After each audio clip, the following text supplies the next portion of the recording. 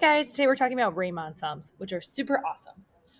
If at any point in the video you need to pause and take notes, feel free. I wrote a lot of stuff down previously just to save time and keep this brief.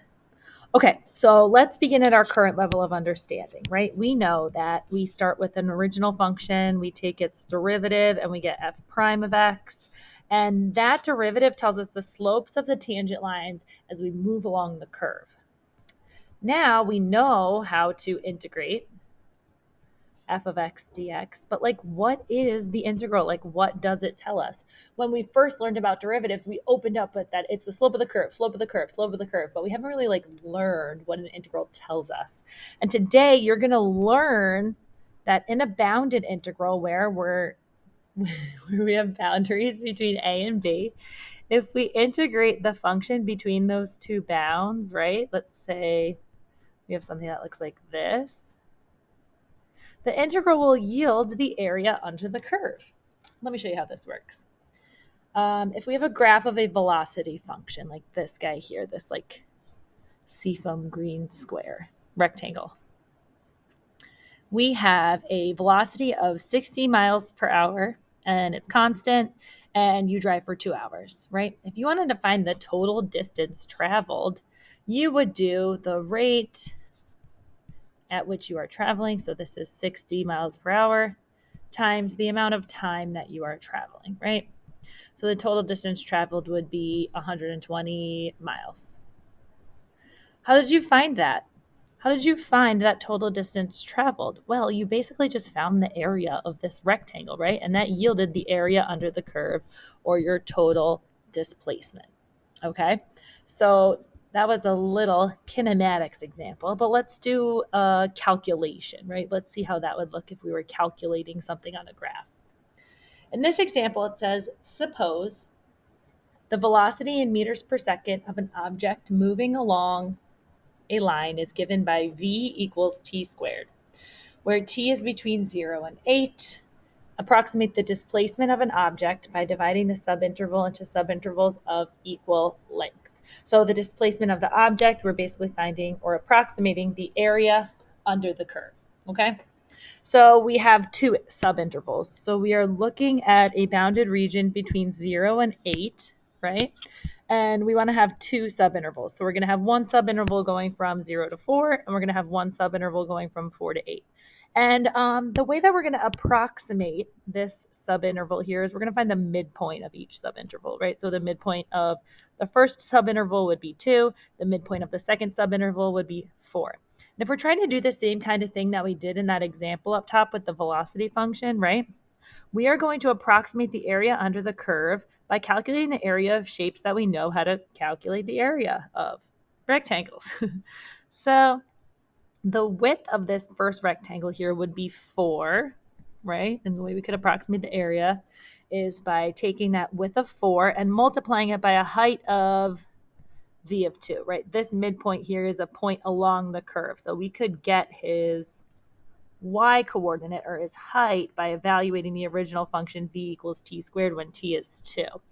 And then we're going to add that second rectangle from the second subinterval. It has a width of 4, but this time his height is going to be generated by evaluating v of 6, all right? So again, that v is going to be found from the original function, right? So I would have 4 times 2 squared plus 4 times 6 squared, all right? And that's going to give me 16 plus 146, which would be 160, okay? So our area is going to be approximately, that's a really bad approximation symbol, sorry. Our area is going to approximately be 160 square meters. And look at all that overlap, right? We have a bunch of overlap, but then we also have like a bunch of underlap. This isn't a very good approximation. Let's see if we can make it better. Let's try to make a better approximation of the area under the curve. Let's make our subintervals like a little skinnier, right? They're going to have a width of 2 now. We're going to have them have a width of 2. We're going to take that time interval from 0 to 8, and we're going to divide it into 4 subintervals. So each subinterval will have a width of 2. So now if we're going to approximate the area under the curve here, we're still going to do width times the height of each rectangle. Then we're going to add them all together. So now we would have 2, that's our width of the subinterval, right? Times the height generated by the function. We're going to do the same thing.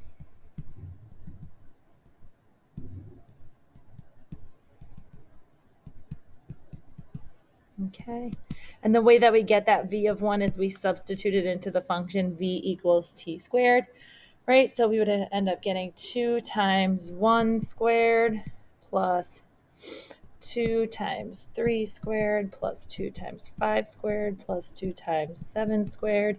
I see that there's like a 2 in each thing, and that might be it'll make it a little easier to calculate if I just factor out that 2.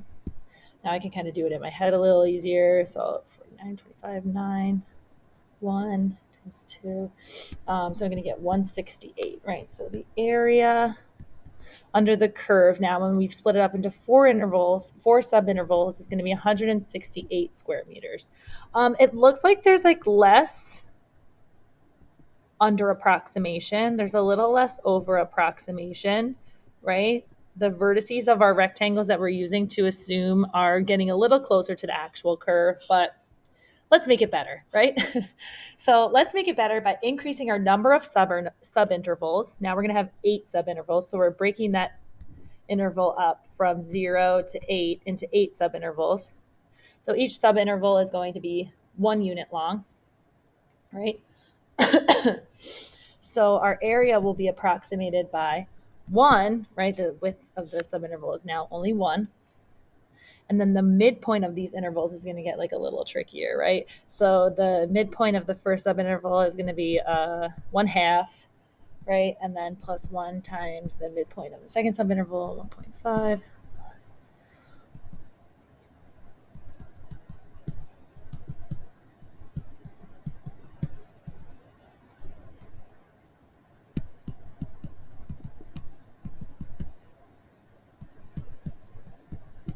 I wish I had hold music for you while I like wrote this up.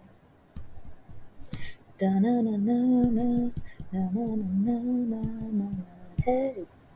All right, so I did calculate this part beforehand because I knew it was going to be a lot of math. This one ended up being 170, right? So the area that we approximated under the curve was about 170 square meters. So look, like our under approximation is getting smaller. We're getting closer and closer and closer to the curve. Our over approximation, our pieces that are sticking out over the curve, they're getting smaller, right? So our approximation is getting better. What will happen if we increase the number of rectangles, right? What will happen if we keep going and we will eventually reach a sufficiently close number to the actual area, right? Our overlap and our under approximation will become so much closer to the curve that it'll end up being right on the curve as we increase the number of rectangles, as we let n approach infinity, right? So we'll get super close to the actual area. Very exciting. The more rectangles, the more accurate the result. Fabulous. This is our geometric exploration of the area under the curve. So, of course, mathematicians have found a way to represent this with very scary notation, but that's okay because you're never scared, right? Here's what all the scary notation is going to be. Let's see. We've got this piece here, right? These are the rectangles that we were talking about this whole time, right? Okay, so the width of each rectangle, right, this piece down here will be written as delta x. And you can find the width of each rectangle by, this is exactly what we did before, right? We did the upper bound, that 8, minus the lower bound of 0, right? And then we divided it into the number of subintervals that we wanted, right? So the width of A, B, right? That's our lower bound to our upper bound, divided by the number of subintervals, aka rectangles, that were desired. Okay, that's how we got this little piece right here. And then the height of each rectangle came from the function, right? We evaluated the function at the midpoint of the subinterval, right? So the height of each rectangle would be f of, and then in this part here, right, they're using an x bar, that's like the midpoint, right, of subinterval k. And you can find it by evaluating f at x bar k. X bar k is going to be some value of x in a subinterval. So you'll see that sometimes, that's why we can't just write like the midpoint, because sometimes we use the midpoint, sometimes we use the left endpoint, sometimes we use the right endpoint. So that's why we kind of just leave it vague as x bar sub k. And then the area of each rectangle, right, is going to be that width of the rectangle times the height of the rectangle. So we've got width, height. Sorry, my handwriting is, and you're trying to approximate the area under the curve. There are 3 ways you can do it. You can do it with a left-hand approximation, a right-hand approximation, or a midpoint approximation. And I just think of left Twix and right Twix. I don't know why. But a left-hand approximation, right? A left-hand Riemann sum is going to take the left endpoint, evaluate the function at that endpoint, and generate the height of this rectangle. We're going to multiply that by the width down here. You do the exact same method for the right-hand Riemann sum, except you're using the right endpoint of that rectangle, and the width will be the dx down here, and this will generate the height of that rectangle there. So it's like the same idea, it's just the location of the endpoints on the curve are going to be different. This guy's going to be on the left, and this guy's going to be on the right. So a right-hand Riemann sum is always going to over-approximate a decreasing function, right? Over-approximate a decreasing function and under-approximate an increasing function. Whereas the opposite is true for a right-hand Riemann sum. On a right-hand Riemann sum, it's going to under-approximate an increasing function, and it will over-approximate a decreasing function. That's the main idea behind left-hand and right-hand Riemann sums. Of course, neither is perfect. The midpoint is also not perfect. There's going to be under and over approximations for each part. But this is where sigma notation comes in, right? If we're trying to make the perfect representation of the area under a curve, we're going to try to find the most succinct way to talk about summing all these different rectangles together, right? So mathematicians use sigma notation to write the definition of a Riemann sum. And I just wanted to quickly put this in here, right? This is just a little reiteration of what a sigma notation is, right? It's adding all the terms of a sequence together and eventually getting a sum. I did want to just show you how a sigma notation could generate a lot of the stuff that we've already been talking about. So let's take a look at this example here, right? If I wanted to write out this in sigma notation, I would have the first thing would be f of x1 times delta x plus f of x2 times delta x plus f of x3 times delta x, so on and so forth until I get all the way up to f of xn times delta x. Okay, so hold that thought and you're going to see this whole application come together in just a few minutes. I want to show you this example and we're going to see where this all goes. So in this example, it says approximate the area of the region bounded by the graph of f of x and f of x equals sine x, right? So it's this curve right here and the x-axis, right? So we're trying to approximate this area here using a bunch of rectangles. We're going to find their area and add it all together. The interval goes from 0 to pi over 2. And it says we're going to use left-hand sum and right-hand sum, but I don't want this video to be 9 hours long, so we're just going to do the left-hand sum, and you should hopefully be able to see what I'm talking about. And we have n equals 6, so we're going to have 6 subintervals, okay? So the way we find the width of each rectangle, or the delta x, is to take the top of the interval, subtract the bottom of the interval, and divide it by the 6 subintervals that you need. That would give me pi over 12, and that is the width of each rectangle. So if I'm envisioning this guy splitting up the x-axis over the desired interval, right, it would start at 0. It would end at pi over 2. And I would have pi over 12, pi over 6, pi over 4, pi over 3, 5 pi over 12, and pi over 2. Okay? These would be our subintervals. And then since we're taking the right hand, ooh, why did it do that? Get out of there. Since we're taking the right end point of each rectangle, you'll notice that like this first interval right here, he doesn't have a rectangle. And on the last interval, right, he is going to have his last point here. So there's nothing like happening to the right of 5 pi over 12.